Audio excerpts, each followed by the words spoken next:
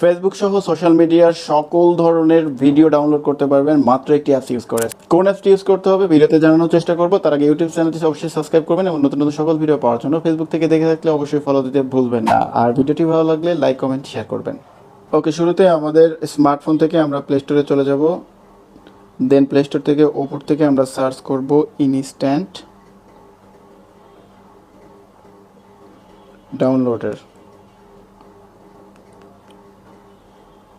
Instant downloader লিখে search করলে বেশ কিছু অ্যাপস আপনারা দেখতে পারবেন।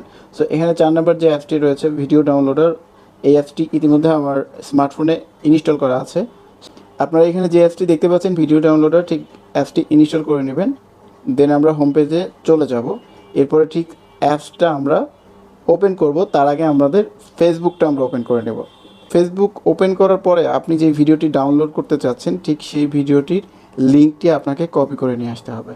সো এখানে নাটোরের কথা একটি ভিডিও আমরা দেখতে পাচ্ছি, জাস্ট এই ভিডিওর লিঙ্কটা আমরা কপি করে নেব। দেন আমরা ইনস্ট্যান্ট ডাউনলোডার অ্যাপসে চলে যাব।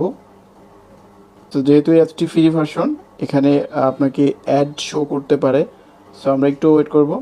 অ্যাপসটি ওপেন হওয়ার পরে কিন্তু দেখুন আমি ফেসবুকে যে লিঙ্কটি কপি করেছি সেটা কিন্তু লিঙ্ক ইউ কপি দেখাচ্ছে। সো আমরা এখানে ওপেন করে দেব।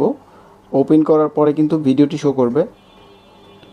সো আমার এখানে লগ ইন চাচ্ছে, আপনি লগ ইন না করে ডাউনলোড করতে পারবেন। জাস্ট এই ক্রস ক্লিক করে দেবেন। দেন এখানে যেই তীর চিহ্ন রয়েছে তীর চিহ্নে ক্লিক করে দেবেন।